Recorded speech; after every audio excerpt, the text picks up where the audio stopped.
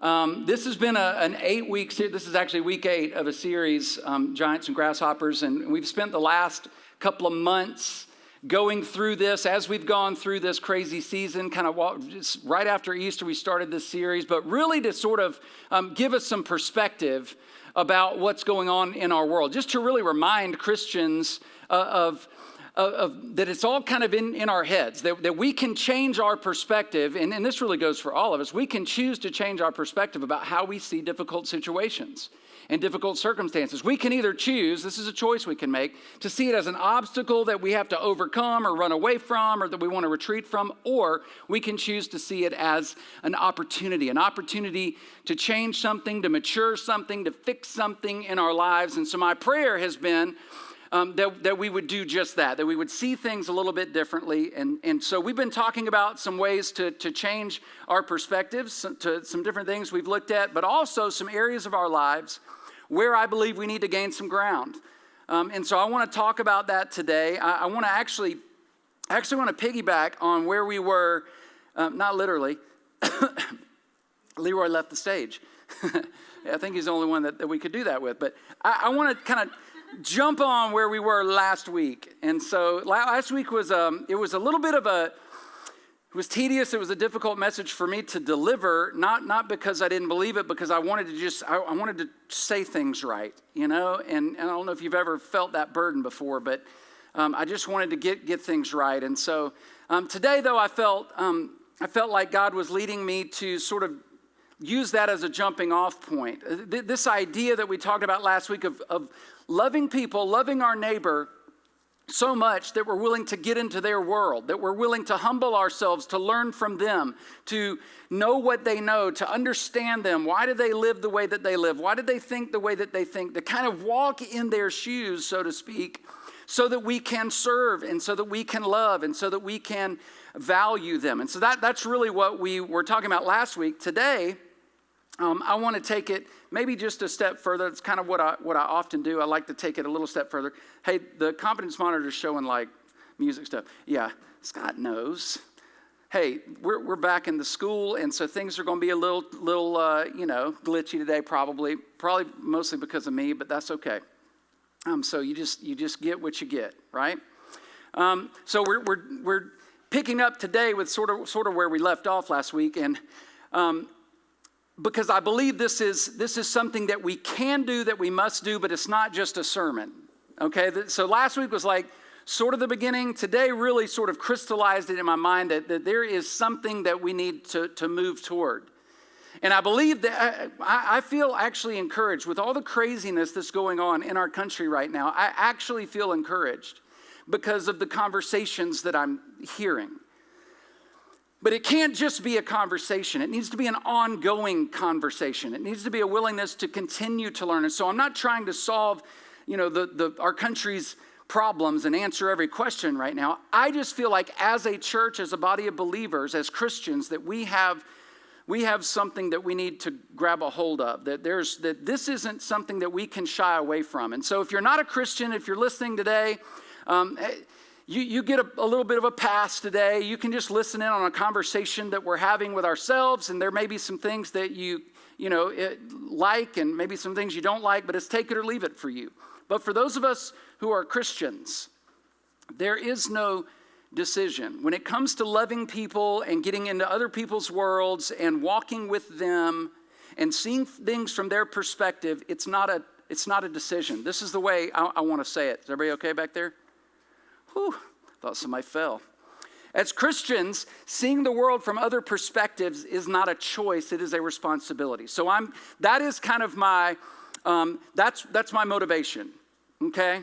There's my motivation, my inspiration. That's what's pushing me.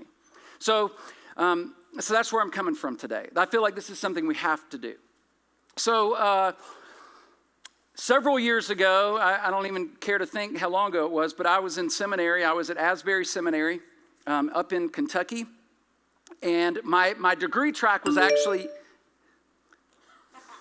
see, there's a glitch. Jesus. So my degree track, I say again, was in was in world missions and evangelism. Cross-cultural ministry was kind of the fancy way to put it. I know that sounds amazing. But for 3.5 years, that was what I studied. Because honestly, I envisioned myself being, my plan at the time, I'm going to be an international missionary. And I'll be real honest with you. It's because that just sounded more attractive than being a preacher. Yeah, and some of you are thinking, you should have done that. Maybe so, but I didn't. But that was where all my courses, kind of the emphasis of everything that I did was really kind of focused. And I'm telling you, my absolute, bar none, my favorite professor was Dr. Darrell Whiteman, and I don't fear any of my other professors actually watching this, and so I can actually say this. But Dr. Whiteman, a bit of a paradox. He was a Christian anthropologist. It's not, you don't meet those every day. He was a Christian anthropologist because of what he studied and because, combining that with Christianity, it's just a very difficult thing to do. It doesn't really line up. And so he had some incredible things. The very first class that I took of his was called Incarnational Ministry. And I'm sure if you're a Christian, if you've been in Sunday school, then you've heard the word incarnation. But it was that really, I'm telling you, I know that sounds a little, maybe a little academic, a little boring. But for me, it was a life changer. It literally was. I mean, if you know me today and hear the way that, the reason we started Ridge Church and the reason that, God has given me the vision that I have really began in his class, Incarnational Ministry. Because really the idea was based on, the whole kind of premise of the class was based on this word incarnate, which you may be familiar with. It literally means putting on flesh or presented in human form when a spirit or a God-like figure of any shape or size puts on flesh or is presented in human form when it's, kind of that personified. But we use this term to literally talk about what God did. Maybe you've heard of the incarnation, that when God sent his son into the world, he was God incarnate. The way I always say it is God in a bod, because, that's just the easier way. But it really, the word is incarnate. In other words, God sent his son, and Jesus literally took on flesh, and he entered into human history. And this is the key. He entered into human history, and then he dove deeply and immersed himself into our culture, specifically first century Jewish life and culture. That's what Jesus did. That's what it means to be incarnational. And so those are the kind of things. He didn't just kind of speak from afar and say, here's what you need to do, because that clearly had not worked. For 1,500 to 2,000 years. That had not worked. So now he enters into human history and he begins to experience life with us. He limited himself. He got into our world and he lived life with us. And that's so important for us to get, because that actually became, and this is what Dr. Whiteman was really wanting us to get, that really became a model for missionaries and for evangelists and for anybody who wanted to share the love of Jesus. Incarnational model. But what Dr. Whiteman wanted us to know, and the reason that it wasn't just, missionary people in that class, this isn't just, we think of this as something that missionaries are supposed to do. Well, when they go overseas to other cultures and other countries, yes, they're supposed to be incarnational. They're supposed to learn their language. They're supposed to learn their ways and kind of live like them so that they can share the love of Jesus, right? That's how we put it. Dr. Whiteman was saying, no, this is something that all Christians are called to do, to be incarnational, to love like Jesus loved, to literally go into any situation and to approach any person that you come in contact with and be incarnational, to try to see things from their perspective, to try to get into their shoes, to try to walk in their shoes. And that's what we're called to do. So it's something like this. We are called to do exactly what Jesus did by entering deeply into the lives of those among whom we live and serve. That's what I mean by this model, by being incarnational. That is what it means to be incarnational. Not just God incarnate, Christians incarnate. To put on the flesh of others, to see things from their perspective, to get deeply into their lives and with those among whom we live and serve. That's what Jesus did, and it's what we're called to do.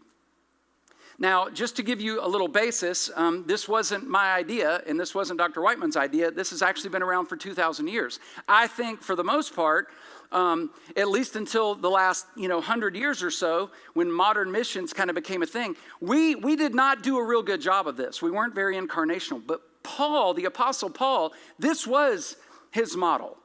And he didn't use these words, but this is what he did, and he communicated it in several ways when he would write letters back to people. But here's what's so interesting. Paul considered himself a Jew among Jews. I mean, this was a guy who had it all. He had the position, he had the influence, he was smart, he was well educated, he was a Jew, he was also a Pharisee, a member of the Pharisees. He was a part of the religious elite. He had it all, and even was tasked with hunting down and finding everybody who was associated with Jesus after the death of Jesus.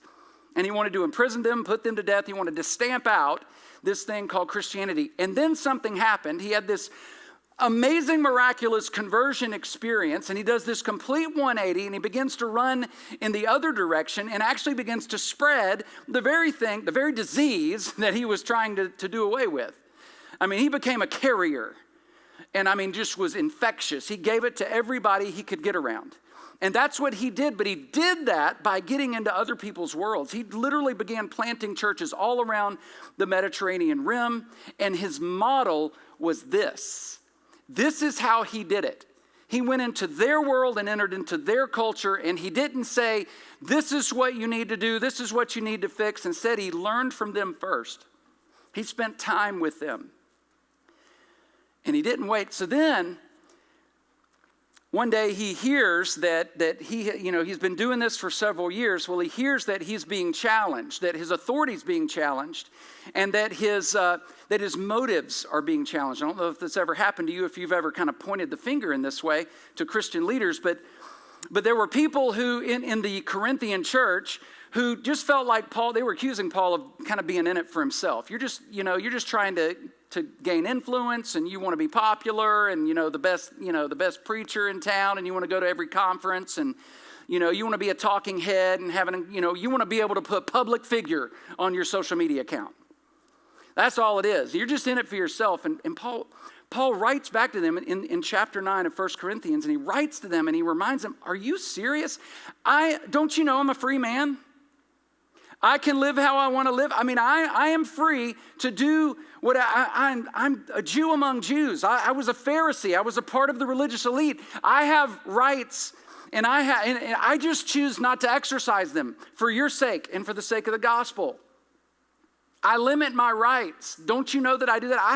I have freedom. I have the right to gain and even to be supported by you, but I choose not to.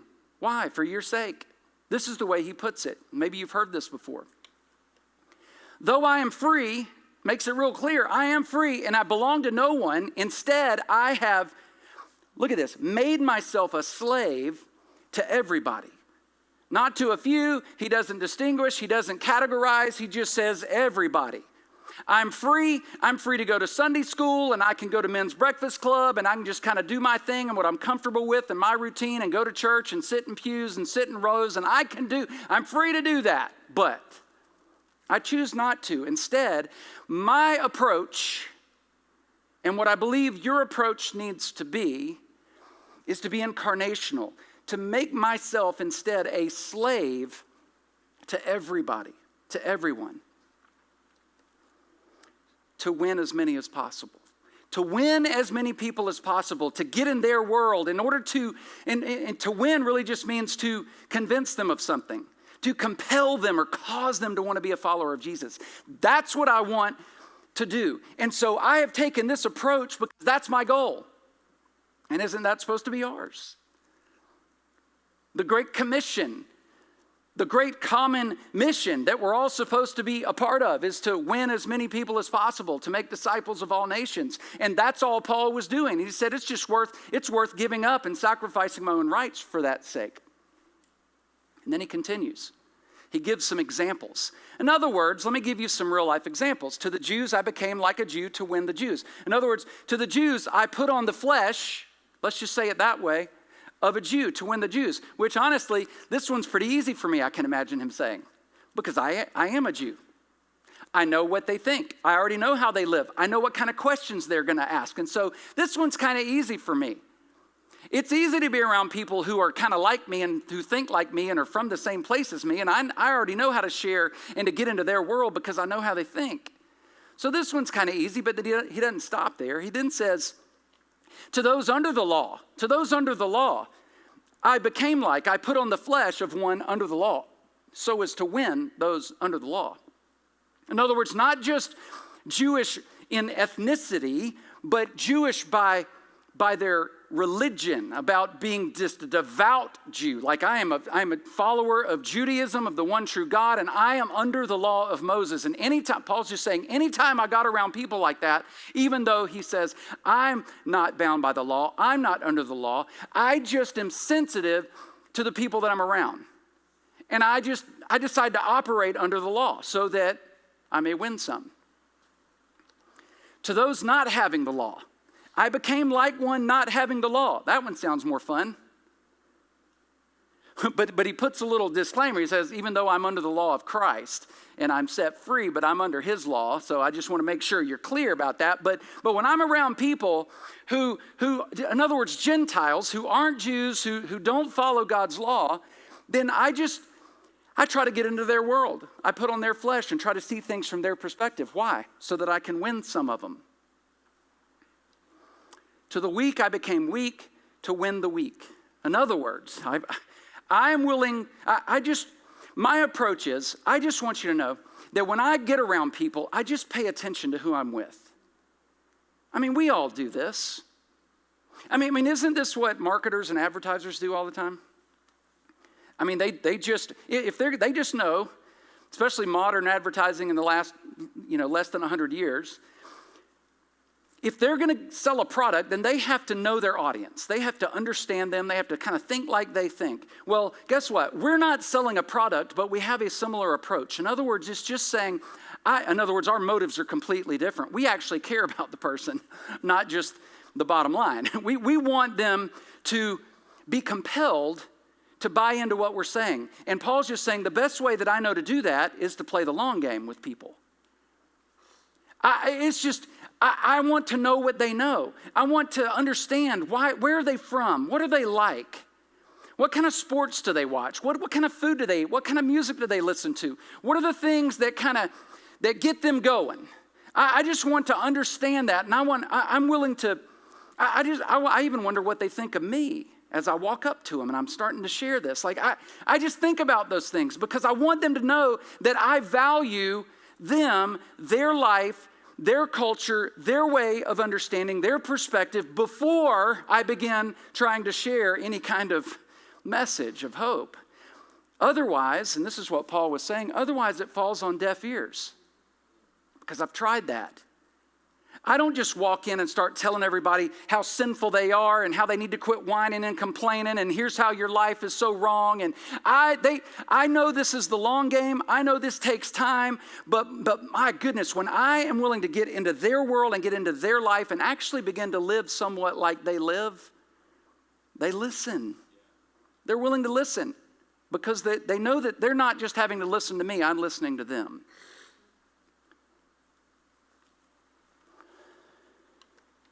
I have become all things to all people so that by all possible means I might save some. This is my goal. This is my approach. This is what it means to be incarnational. This is an incarnational model. This is doing what Jesus did. In other words, I'm willing to put on the flesh of everybody I bump into so that I might actually save some, so that I have an opportunity, so that I have a listening ear. And that's what I want for people. But here's the thing. This wasn't just Paul's approach. I mean, if it's like, well, that's what Paul did, and, he was that guy, and I'm not that guy, and I'm not that gal, and I don't think I can do that. Paul actually got this from Jesus. And you know this. I mean, we've talked about this. Jesus had modeled this by his own example. And so Paul was simply taking this approach and saying, I think this is the way we're supposed to do it. He just took the teachings of Jesus and kind of fleshed them out a little bit, sort of teased them out. This idea of loving your neighbor as yourself and loving people as Christ loves people. That's how we're to show Christ's love. And so he just was doing that. And so years later, he decides to write a letter back to the Philippian church, and he encourages them in a similar manner. But here's why we do what we do, because these are Paul's words about what Christ did. In other words, he's kind of giving the argument for why he does what he does. Here's what he says, Philippians 2. Do nothing. Do what? Nothing. Out of selfish ambition or vain conceit. In other words, don't be selfish, don't be conceited in anything you do. Like zero. Again, I'm talking to Christians here. I'm talking to churches here, right? I mean, this is for us. And we already know this. It's like, yeah, I know. Yeah, that's great. Rather, in humility, value others above yourselves. Again, what is his category here? Others. Who does that include? Everybody. Other than you. I mean, this is an all-inclusive. This is in humility, because this is key. He knew he couldn't just say, hey, do nothing out of selfish ambition and vain conceit. Rather, just value others above yourselves. No, in humility. This is going to require setting yourself aside. This is going to require being willing to set aside what is rightfully yours, to put aside some of your freedoms and interests and desires and the things that you like and are comfortable with in order to value others above yourselves. And notice he doesn't qualify who is more or less valuable. He just says value others. See others as more valuable than yourself. It's like, really? I mean, surely Paul can't mean everybody. I mean, Dave, you don't know the people who are around me. Well, I mean, okay, I just refer back to last week, to what it means to be a Samaritan to somebody, to not ask questions, but just to step into their world and to meet a need right where they are. That's what it means for everybody, Value others above yourselves, not looking to your own interest, but each of you to the interest of others. I'm sure you've read that before. I mean, what's he really talking about? In other words, just be as or more interested in what other people care about than you. It doesn't mean you can't have interests. It doesn't mean you can't have a hobby or have some concerns or have your own hurt. It just means pay attention to people. Pay attention to their needs and their wants and their desires and their hurts and their perspective. Just pay attention to it and care. Care about it. Love them right where they are. People just want to know, everybody. I mean, this is how you are. People just want to know that you care. Or they don't care what you know. Maybe you've heard that somewhere before. They want to just know that you love them right where they are first. And then he says, and here's what you need to do. Here's the how. You want to know how to pay attention to other people? You got to take on the mindset that Jesus Christ had. When he entered into our world and put on flesh and immersed himself in our world and our culture, he's just looking at you and me, and he's looking at followers of Jesus, and he's saying, you've just got to think like Jesus. You're not going to be able to completely do what Jesus did, but you can certainly take on his mindset.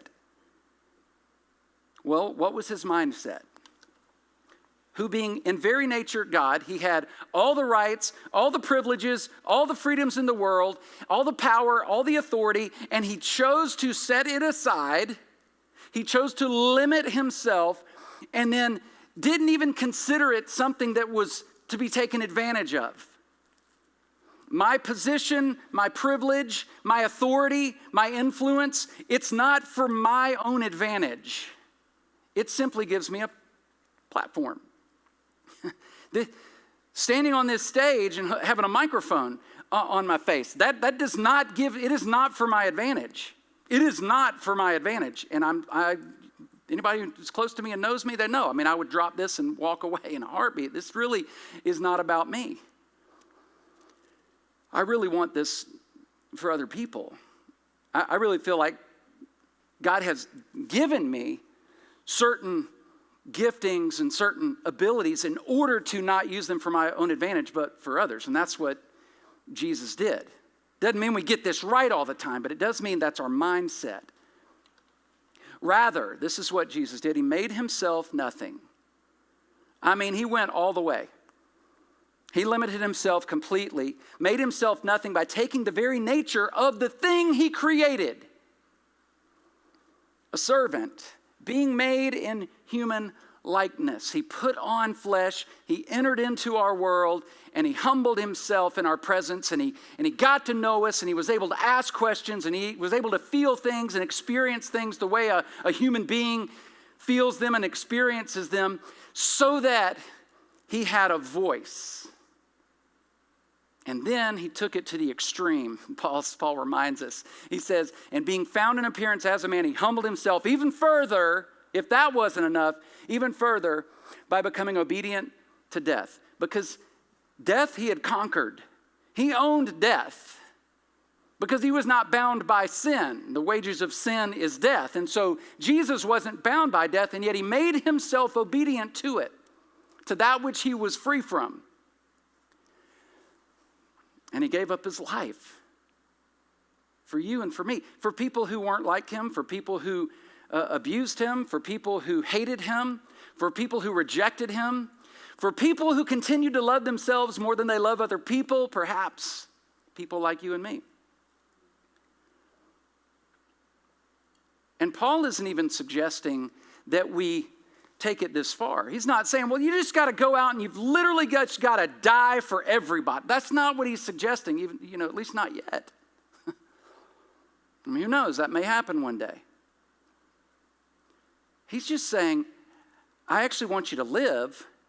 I just don't want you to live for yourself, because that's what Jesus did. I want you to put on the flesh of anybody you bump into, anybody in your world. I actually want you to go to them. I want you to put on their flesh. I want you to see things from their perspective. And I want you to gain a voice with them. Why? In order to win some. In order to hopefully have an opportunity to compel people to put their faith and trust in Jesus. So that's really what Paul did. That's what Jesus modeled for us. That is what it means to be incarnational. And if you've been around for any length of time at Ridge Church, then you've probably heard at some point along the way, especially those of you who have been here for like ever, and it feels like forever sometimes, then you know that this is actually just our heart. This actually is our vision. More than 6.5 years ago, we launched Ridge Church. We were meeting in the YMCA here in Wetumpka. And we had this crazy notion, this crazy vision that we felt like God had placed on our heart to create it. We thought we could actually create a church that just paid attention to people. We thought we could create a church where a completely unchurched person or a de-churched or an irreligious person could walk in and actually feel comfortable being there.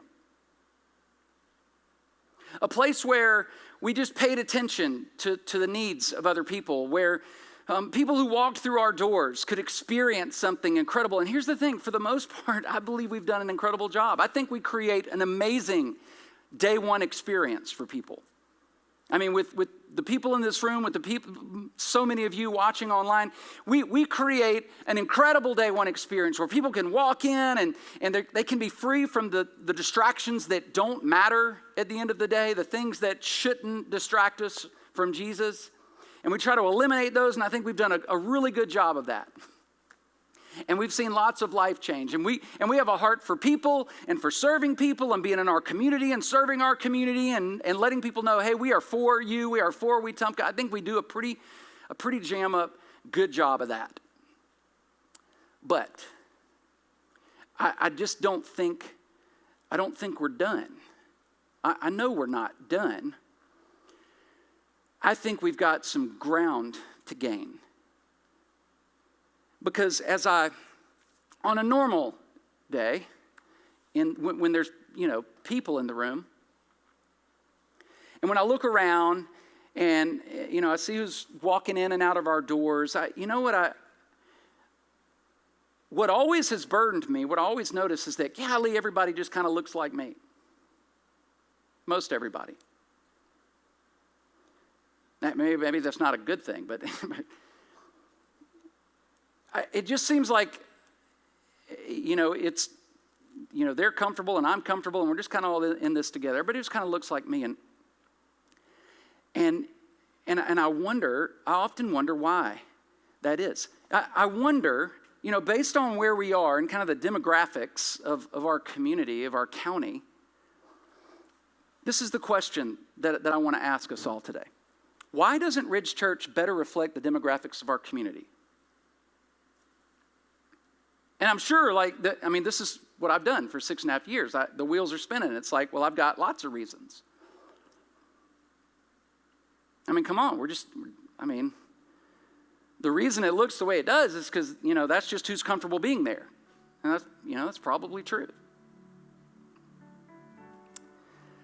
There's just some things that are just different about you and, other ethnicities, other races of people who live in our community. Close to 25% African American, 3% Hispanic and Latino. And yet we're, 98% Caucasian up in this house, That bothers me. And I know there's lots of reasons. Well, it's because styles are different and, there's just different cultures and, different music preferences and those kind of things. People just aren't, I get that. But I'm tired of those excuses. And I don't think they're right, and I don't think they're necessary. And I want us to do something about it. I think we've got some ground to cover. And I don't know, I'll be real honest with you, I don't have the answer to that question. I'm not this is all kind of brand new for me. I've been thinking these things for a while. It's like, well, I know there's not a quick fix. I know it's not like, well, just, add some tambourines and a B3 organ and you're good. Maybe an extra drum kit. I don't think that's the fix. I know that. Maybe some of that, but I don't know the answer. But here's what I do know. I do know that it begins with us. That's what I know. It begins with us, not me. It did, but after today, it doesn't. Okay, now it's like us, like we all in this together.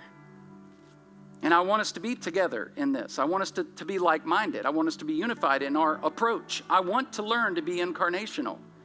Because if we're truly about other people, if we're truly about, hey, our goal and our vision is just to create a place where any unchurched person, I don't know if you've ever qualified that before, but any unchurched person can walk through our doors and feel comfortable, not just comfortable, but actually enjoy being there.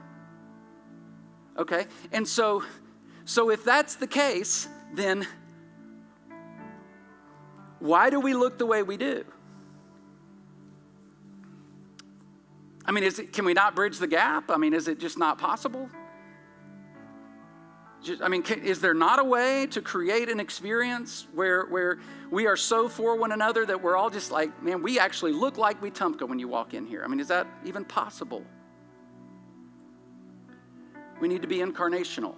And this is what I think it means for us. Being incarnational means that you and I have to actively look for ways to create common ground. Okay, so everybody's got their differences over here, and then this group of people have their differences over here, and this group of people has their differences over here, but somewhere there's some intersection. If not just for the fact that we're human and we bleed red blood.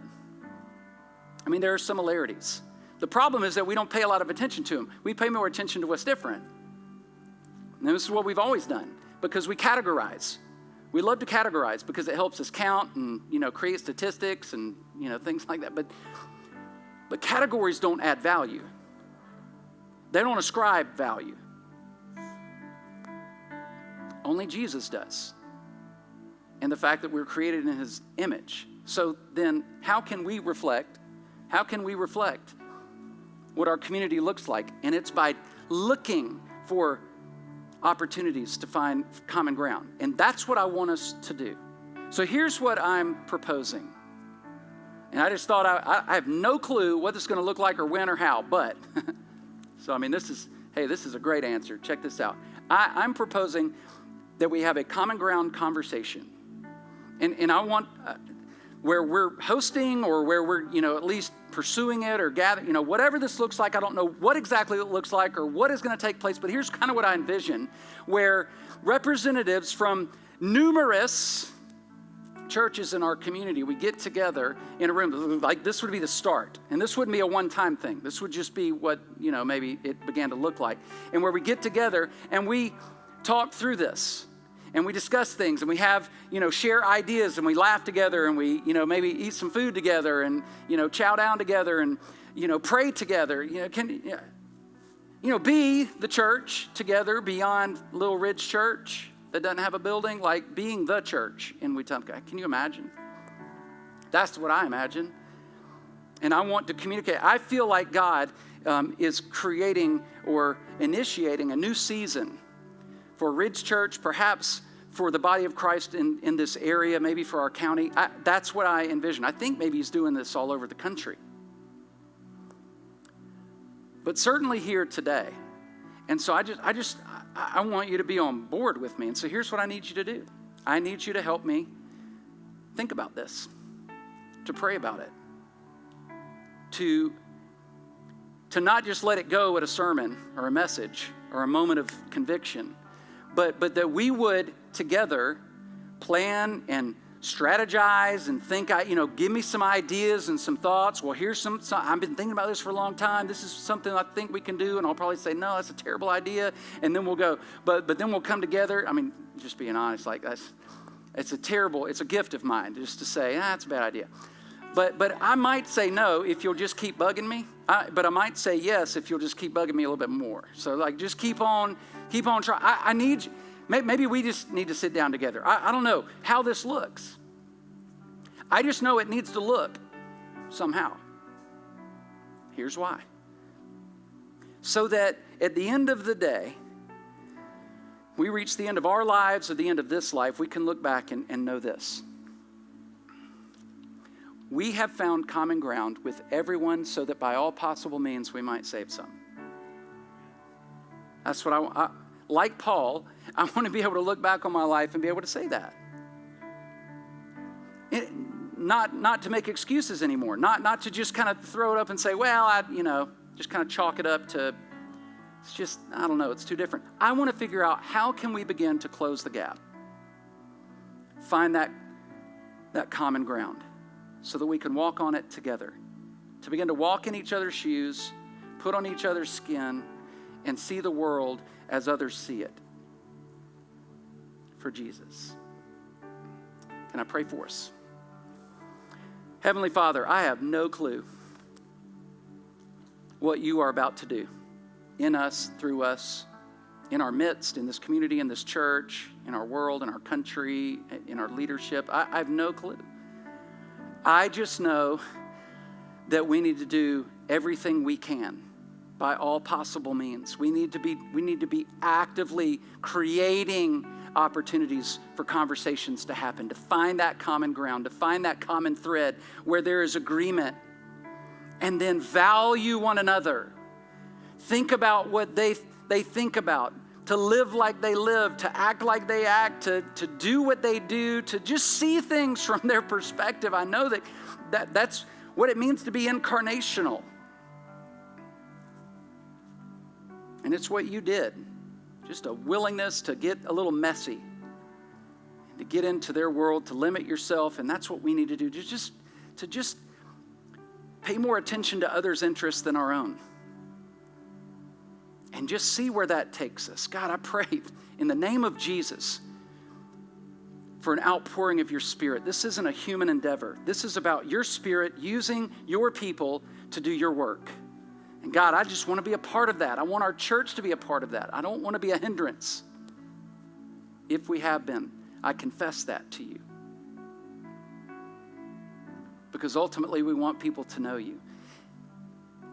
And if you're listening, if you're watching online, and maybe you heard something today that just kind of sparked some interest in you. Maybe it's just realizing the fact that Jesus did this for you. that putting everything aside and the things you don't understand and the things you don't know, that maybe just hearing that Jesus died for you after having put on your skin and walking this earth and getting into our shoes and seeing things from our perspective, he ultimately gave himself for you and for me. And I want to give you an opportunity to respond to that right now. And you can just pray something like this with me right where you are. Jesus, I confess that I am a broken mess. I'm tired of doing this on my own. Thank you for your sacrifice, for limiting yourself, for putting on flesh like me and entering into my world. I ask that you do it again and that you would change me from the inside out. I confess that I am a sinner and I need a Savior, and I believe his name is Jesus. I give you my life. I give you my all. In the mighty name of Jesus, amen.